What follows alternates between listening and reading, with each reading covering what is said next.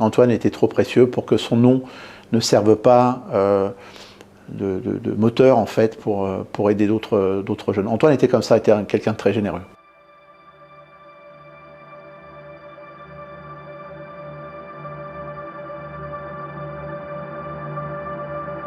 Le jour où nous avons enterré Antoine, il y avait 1300 personnes à la cathédrale et on a ressenti une vraie ferveur, une vraie émotion, une vraie douleur au départ d'Antoine.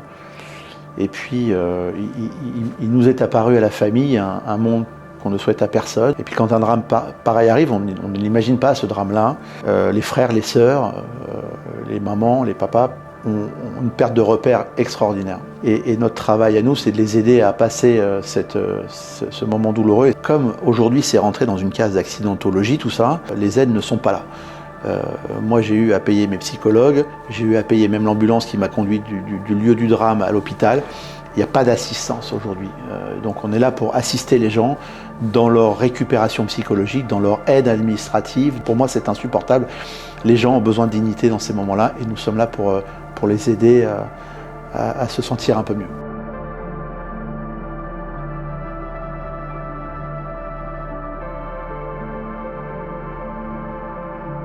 L'idée de cette vente, elle est venue de façon naturelle, parce qu'Antoine était cuisinier, Antoine aimait le vin. L'idée a germé avec le sommelier de la maison, Vincent Javot, et ensemble, nous étions, faut le rappeler, de façon bénévole, été battre la campagne, rencontrer les vignerons pour leur parler de notre projet auquel nous avons eu une adhésion exceptionnelle. Nous avons réuni pas loin de 1000 bouteilles de vin. De tous les vignobles de France. Chaque chef a voulu donner une bouteille avec une signification particulière pour eux, un millésime symbolique. Par exemple, Daniel Humm, aux États-Unis, lui, a voulu participer avec ce grand échezeau.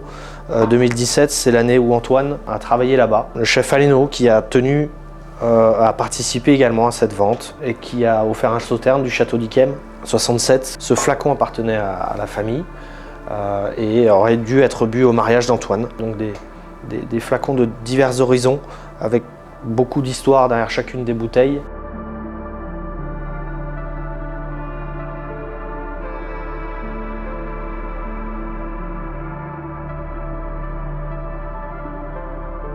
Quand il arrive, ce qui est arrivé à Antoine, on ne peut pas considérer que c'est involontaire d'avoir tué ce garçon. L'acte est un acte, je dirais, volontaire. À partir de la personne avait volé une voiture, consommé de la drogue, roulé trop vite, donc il savait qu'il allait mettre la vie d'autrui en danger. L'année passée, plus de 520 gamins sont partis de la sorte, avec des gens qui ont pris le volant et qui ont fait n'importe quoi avec leur véhicule.